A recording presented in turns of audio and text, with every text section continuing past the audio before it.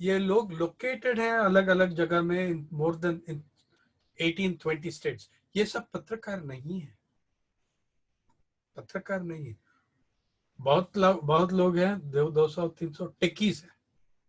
हाँ?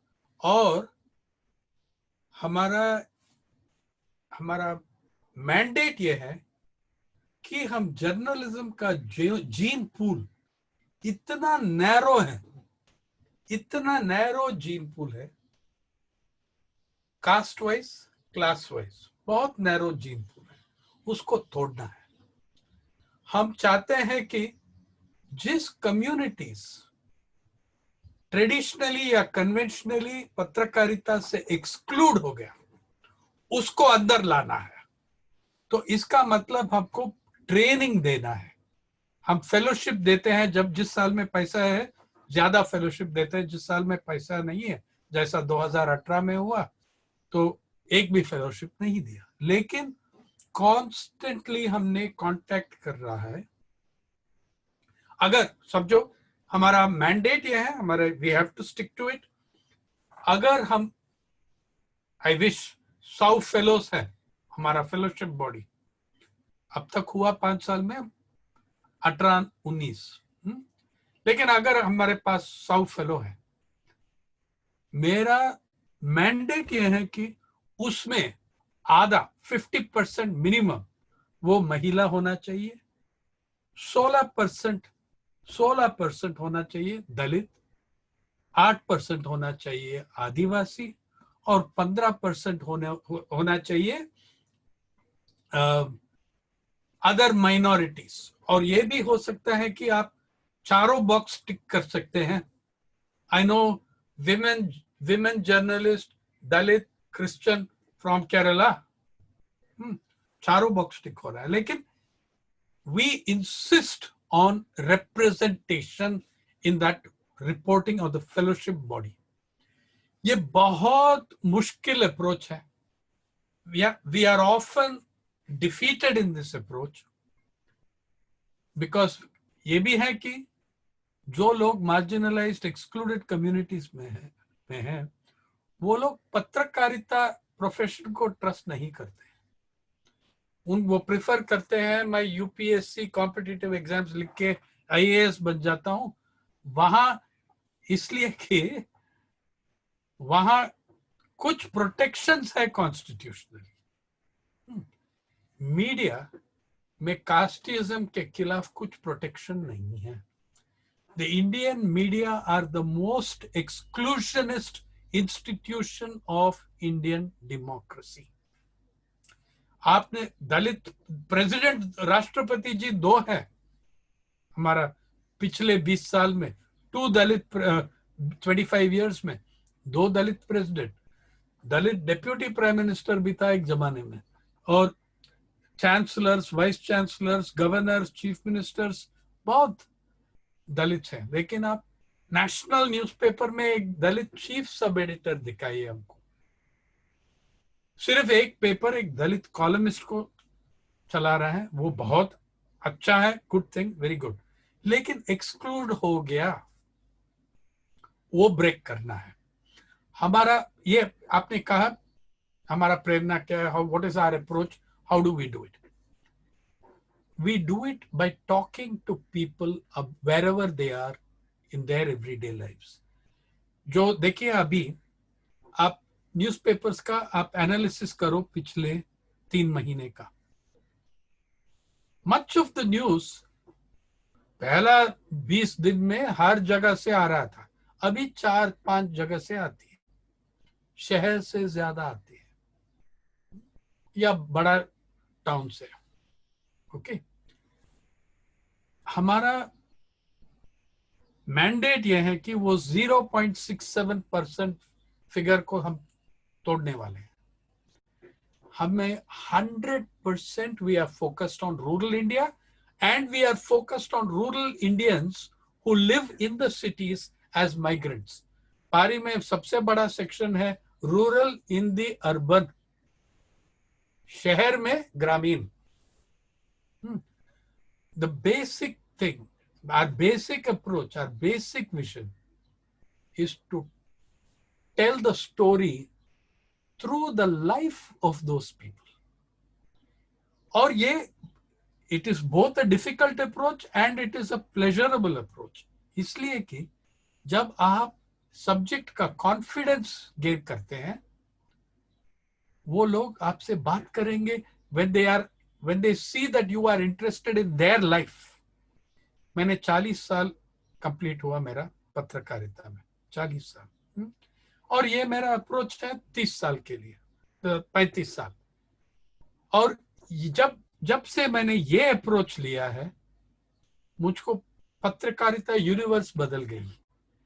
I was not trying to tell the story to them. I was trying to get them to tell the story. Or if we see their lives as boring and silly, I don't see that at all that way. I see those lives as fascinating. गरीबों का survival strategy क्या है? That is telling us about the future of the country. ये बहुत important चीज है. Talking to people, being with them. मेरा approach अभी 30 साल में मैंने अनटचेबिलिटी के ऊपर एक 50 पीस सीरीज किया हिंदू में, 4 साल हुआ, 14 राज्य गया, और कलेक्टर वलेक्टर से मैंने ज्यादा टाइम वेस्ट नहीं किया। जो कम्युनिटी मैंने कवर कर रहा था, उनके साथ रहना, उनके साथ हर दिन देखना है कि try seeing the world through their eyes. These are the ways that I would advise. That is the thing. That is our approach, and that is my answer to your question. सरकार कैसा हमको treat करते हैं? देखिए, हमने एक hard news agency नहीं है. We are not a hard news service. Nor are we are a journalism site, but we are interested in गरीब लोग में, आम लोग में, एवरीडे पीपल, एवरीडे लाइव्स. तो हमारा कन्फ्लिक्ट भी थोड़ा कम रहता है. आते हैं कभी कभी बड़ा कन्फ्लिक्ट आती है, लेकिन ज्यादा से ज्यादा we are writing about the everyday life of the person, not about spectacular events. उससे fundamental difference in journalism of the media and our type of journalism, covering the event and covering the process. मैं आपको एक example देता हूं. एक थाने मोखाड़ा में 29 बच्चों मैल nourishment से मर गए 1991 में, 92 में. हाँ, हम सब पहुंच गए, पत्रकार लोग, बहुत गाली दिया सरकार को, ये किया वो किया, हमको सबको प्राइजेस भी मिल गया, आउटस्टैंडिंग जर्नलिज्म. कुछ आउटस्टैंडिंग नहीं था उसमें बड़ा फेलियर था. जब वो बच्चे मर गए, वो इवेंट बन गई. आप 29 बच्चे मर गए आदिवासी का. जब इवेंट बन गई, हम सब जाके वहां फुटेज लिया, ये लिया, वो किया, वो ये किया. लेकिन वो एक रात में मन नहीं मरा वो.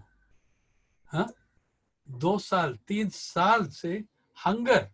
वो 91 से जाया, आपका नया आर्थिक नीति आई है, वहां पब्लिक डिस्ट्रीब्यूशन सिस्टम कोलैप्स हो गया. जो मोखाड़ा, जवाहर, वाड़ा, पालघर में रहते हैं, वो कितना किलोमीटर जाते हैं पहाड़ के ऊपर और नीचे वो पीडीएस शॉप के लिए. हॉस्पिटल में जाते हैं, आप बहुत फुटेज देखें इसका, महिला को उसका शोल्डर पे लेके जा रहे हैं हॉस्पिटल से, और जो मर गया ग्रेवयार्ड तक, क्रिमेशन ग्राउंड तक, शमशान घाट तक लेके जा रहे हैं. तो एक प्रोसेस बढ़ गई नया पॉलिसी से, और वो बच्चों का मौत, वो उस प्रोसेस का कल्बिनेशन पॉइंट इवेंट बन गई.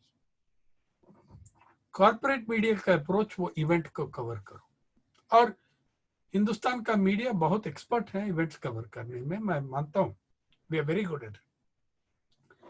लेकिन अगर हम प्रोसेस सही तरीके से सही तरह से कवर किया, had we covered the process properly, हो सकता है कि वो बच्चे आज भी जिंदा हो सकता है.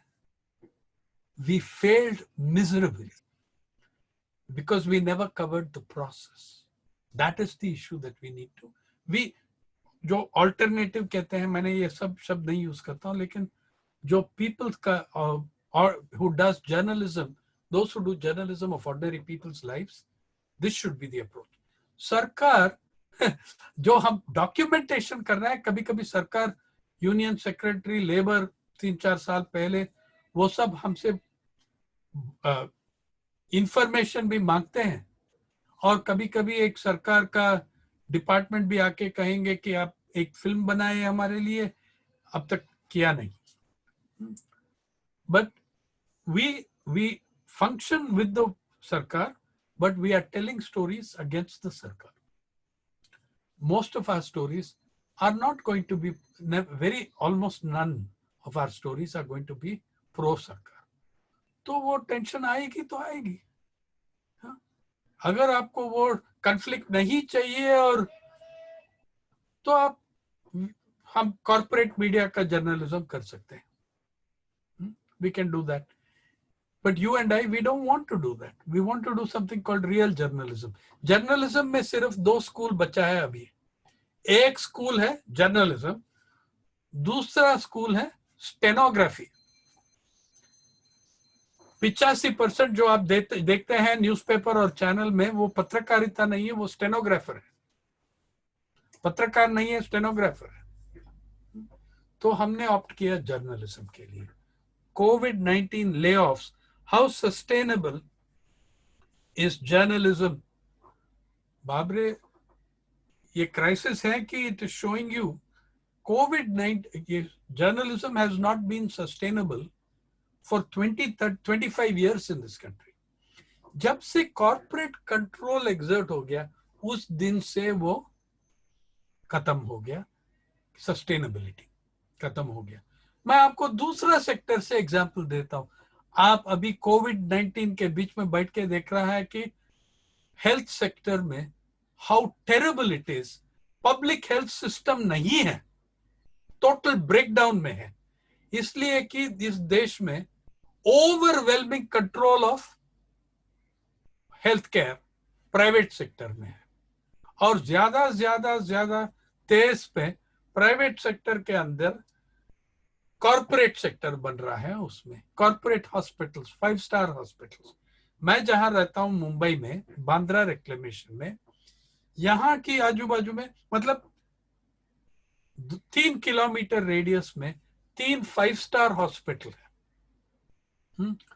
और ये लोग चार्ज कर रहे हैं मिनिमम कोविड टेस्ट के लिए 6,500 रुपया, 10,000 रुपया तक जाती है. ये आपका हेल्थ केयर सिस्टम. बांग्लादेश में फ्री टेस्टिंग कर रहा है हर सिटीजन को, हर रेजिडेंट को वो फ्री टेस्टिंग कर रहे हैं, लेकिन हम नहीं. ये है आपका problem. So how sustainable is farming and agriculture. आपने एग्रेरियन क्राइसिस, कृषि संकट को बना दिया. Corporate sector, agrarian crisis in 5 words, 5 शब्द में आपका agrarian crisis. Corporate hijack of Indian agriculture.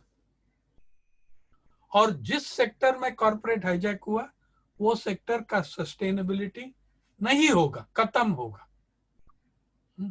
अभी इंश्योरेंस पे शुरू हो किया, बैंक्स पे शुरू किया, वो जो प्राइवेटाइजेशन, ग्लोबलाइजेशन, जो इसका एक सिंपल नाम है, instead of neo liberal globalism, ये सब छोड़ो, इसका नाम है कैपिटलिज्म. आप जानते हैं, मैं जानता हूं वो कैपिटलिज्म क्या करती है. पत्रकारिता में वो ही कर रहा है जो हेल्थ सेक्टर में, जो फार्मिंग सेक्टर में, एग्रीकल्चर सेक्टर में, एजुकेशन सेक्टर में अभी कर रहा है. How sustainable is online education, जहां सिलिकॉन वैली का the mother of silicon valley Karnataka, उसका फिगर्स क्या है, एनएसएस का आप डेटा देख लीजिए। बेंगलुरु से बाहर रूरल कर्नाटका में कितने हाउस होल्ड के पास कंप्यूटर है? 2%। ये 218 का एनएसएस सर्वे। कितना परसेंट का इंटरनेट फैसिलिटी है घर में? 8.3%। मैं आपको ये कहना चाहता हूं, ये उत्तर प्रदेश से भी खराब है। उत्तर प्रदेश का rural household computers with computers 4% आ रहा है, और rural household with internet connection with some internet facility, हो सकता है कि मोबाइल फोन, माइग्रेंट्स तो ज्यादा यूज करते हैं ना, तो वो 11.6%, जहां कर्नाटका में 8.3%। आप देख लीजिए 15 साल के पहले कितने ग्रामीण बच्चे, उनके पास स्मार्टफोन है या आपका ऑनलाइन एजुकेशन करने में। लेकिन इस समय बाइजू का मार्केट वैल्यू डबल हो रहा है। जून 2019 में 5.5 बिलियन डॉलर था, अभी 10.5 बिलियन डॉलर का एक इवैल्यूएशन आ रहा है उसका, और बढ़ने वाला है। तो the same people, the same forces of monopoly, corporate जगत,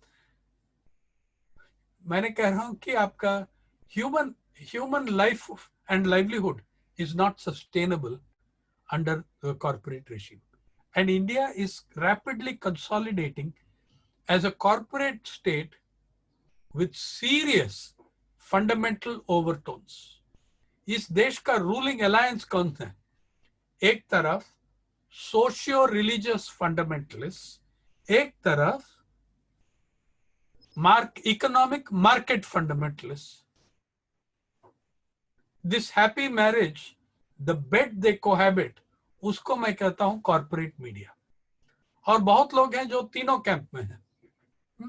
सो is journalism sustainable? Nothing is sustainable. We are always going to have to struggle.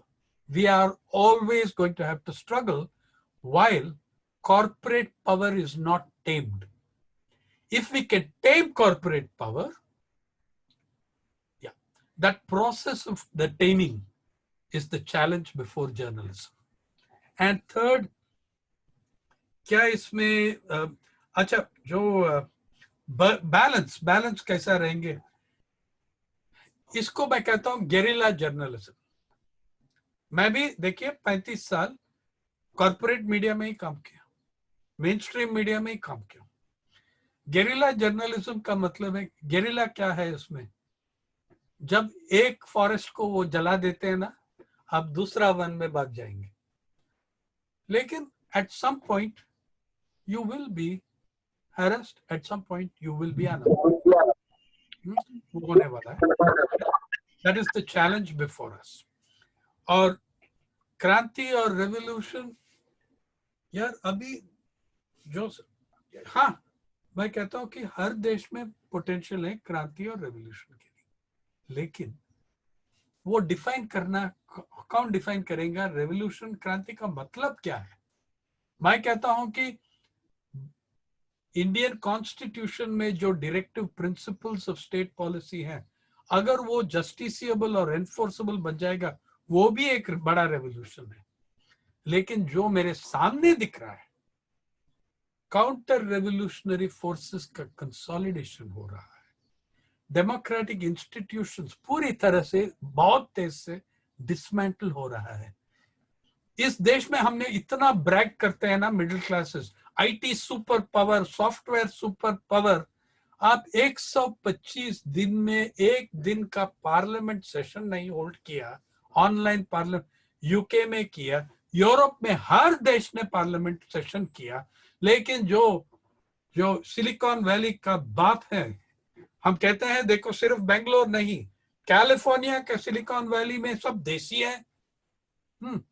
लेकिन all your technological fortitude and talent, you have not been able to hold parliament in this country because you are dismantling the institution.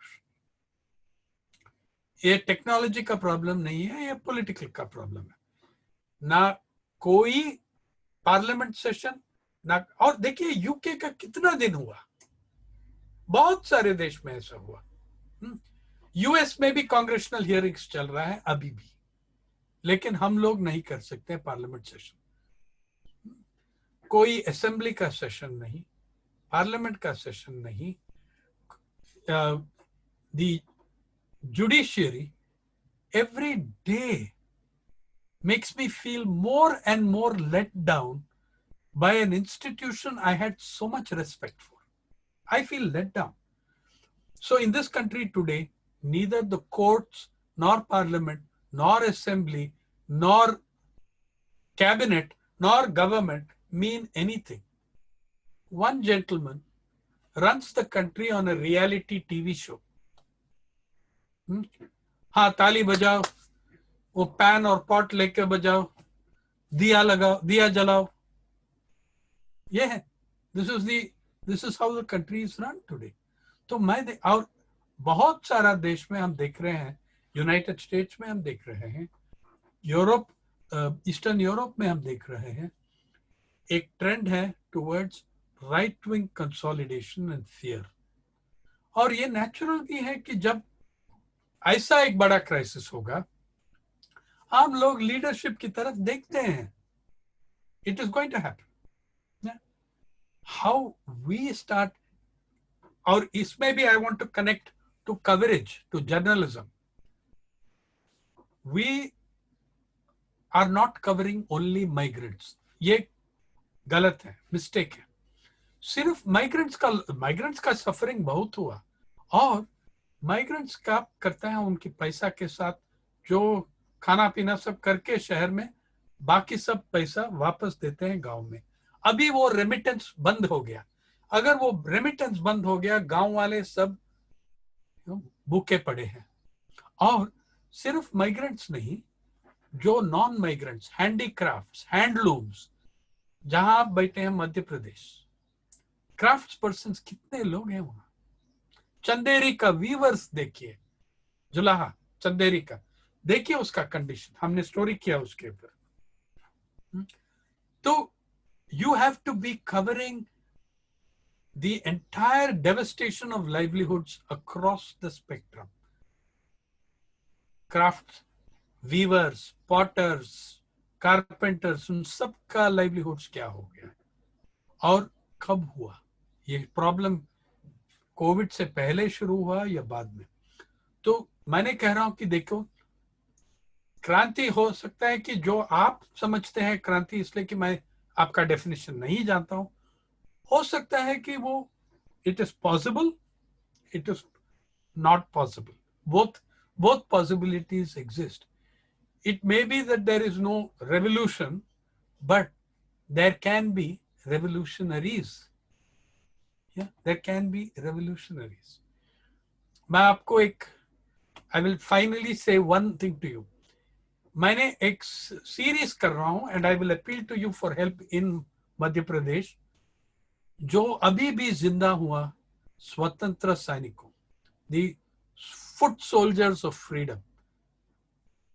10 दिन पहले मैंने एक story किया हूं, एक 99 साल बूढ़ा फ्रीडम फाइटर चेन्नई में, एन शंकरैया। और महाराष्ट्र में मैंने अभी 30-40 का एक डेटाबेस बना रहा हूं, फिल्म्स, स्टोरीज, रिकॉर्डिंग उनका। और उसमें एक है रामचंद्र श्रीपति लाड, अंडरग्राउंड आर्मी तूफान सेना का लीडर था। और जब मैंने उसको कंग्रेचुलेट किया, आपने आजादी के लिए इतना लड़ाई किया, इंडिपेंडेंस मिला, उसने कहा, देखो बेटे, हमने 2 चीज के लिए, we fought for 2 things. We fought for independence and freedom. We achieved independence. ये नहीं कहा, लेकिन उसका मतलब है कि we fought for independence and freedom. We achieved independence. We are yet to achieve freedom. So I think that would be a revolutionary course. And I think हमारा constitution में डायरेक्टिव प्रिंसिपल्स में उसमें मास एजिटेशन होना है right to work. और Covid में एक ये भी चांस है, देखो फ्रंटलाइन वॉरियर कौन है कोविड में? ASHA worker, sanitation worker. सिर्फ कॉर्पोरेट हॉस्पिटल का डॉक्टर मत दिखाइए हमको उनकी शक्ल। There is more than 1 million ASHA workers. उनका रिस्क 25 घर में जाके उनका रिस्क देखिए। और उनको क्या देते हैं? 3,500 4,000 रुपया। आई एम सेइंग उसका सबको रेगुलराइज करो, गवर्नमेंट सैलरीज को स्केल पे लाओ। Sanitation workers more than 5 million in the country. Proper सरकारी जॉब्स देना चाहिए उनको। Right to work has to be an justiciable and enforceable right in this country. That is a very revolutionary act.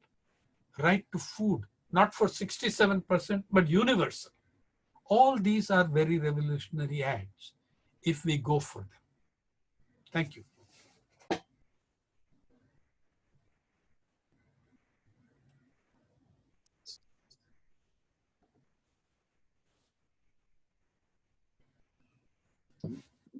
Yeah, Sajna. Hello, Sajna, Sachin. Yeah. Yeah. Yeah, I will request Sachin to come in and take the couple of last questions जो है हम लोग वो ले लेते हैं। इससे पहले कि हमारा लिंक ब्रेक हो जाए, हम लोग जिस बात से शुरू किए थे उसको लेकर कोशिश करें इसको वाइंड अप करें।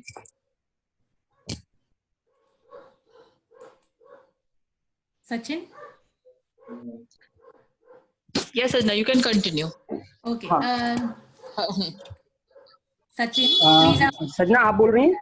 नहीं, मैं आपसे बोल रही हूँ कि आप सवाल करें और हम लोग 10 मिनट में 7 मिनट्स में फिर से ब्रेक होगा।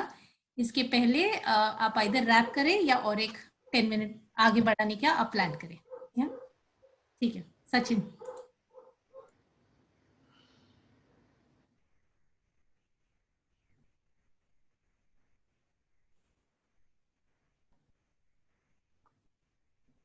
Hello, Sachin. Sachin okay, if he is not coming in, मैं उनका सवाल पूछती हूँ। हम लोग एज एका की तरफ से हमारा ये कंसर्न रहा है कि मीडिया को चलाने के लिए एक सर्टेन अमाउंट ऑफ रेवेन्यू की जरूरत होती है, but when we are exploring alternative media, इसमें हम रेवेन्यू और हमारा रिपोर्टिंग को किस तरह से बैलेंस करके चले? ओके, देखिए आपका रेवेन्यू स्ट्रीम अलग है, जो कॉर्पोरेट मीडिया का रेवेन्यू स्ट्रीम है उससे निकालना बहुत मुश्किल है।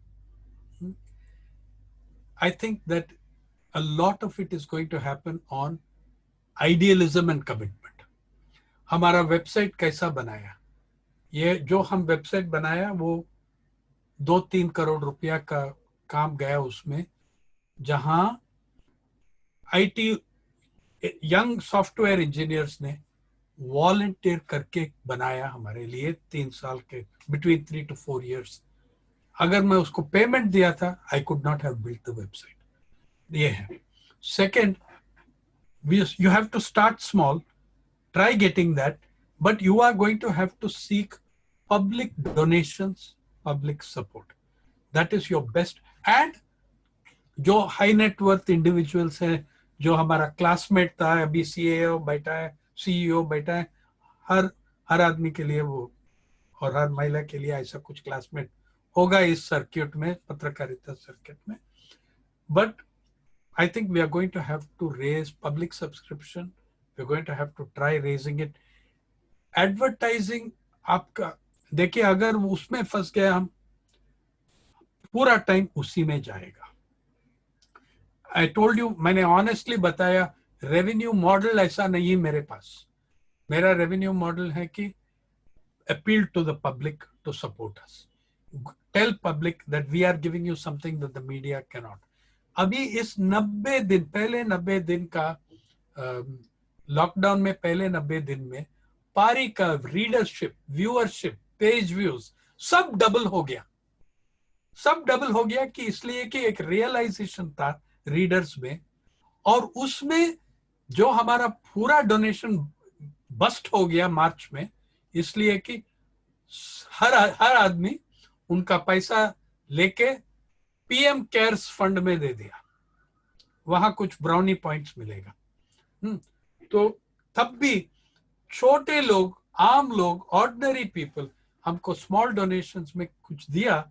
हमने एक एम्प्लॉय को रिट्रेंच नहीं किया 14 से, और उनका एश्योरेंस देके उनका प्रमोशन भी दिया हमने कुछ दिन पहले, इसलिए कि lots of people in the public whom I don't know also came forward to help us. I am the worst person to talk to you on financial matters. I am not at all competent in that sense at all. But you have to try, you have to work in your local area how you can raise it. I would like to come in, Sainath, at this moment. Yeah. And there are a lot of questions and lot of many things that people want to ask and comment, but we have a time restriction, and in another 2 minutes or so, the Zoom is going to go off. I would like not to make it a thank you session, this end note, but I see this as a beginning of a dialogue that we wish to continue with you. हम लोग ये पूरा जो संवाद है ये जारी रखना चाहेंगे दो कारण के लिए।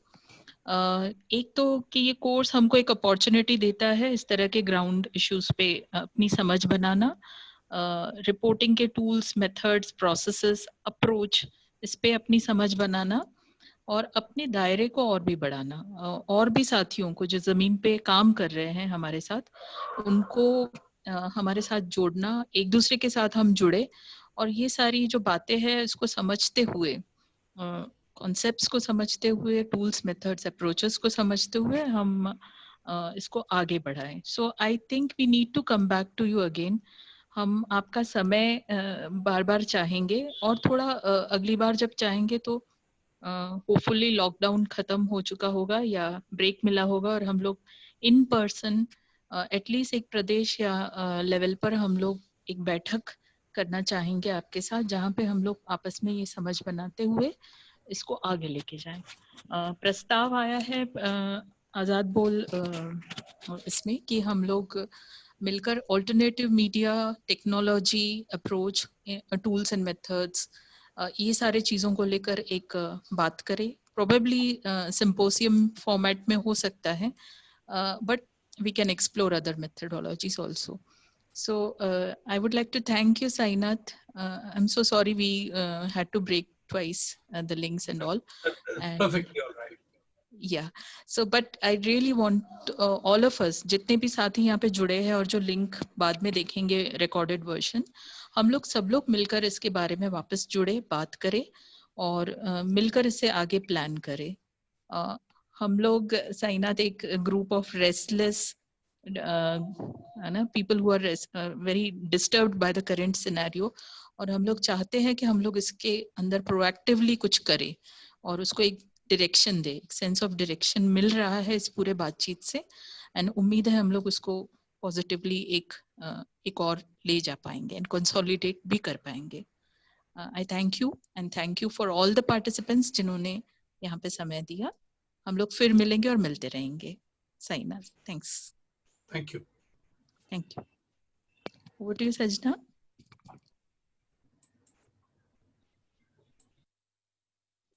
I just say thanks to everyone and whoever has participated.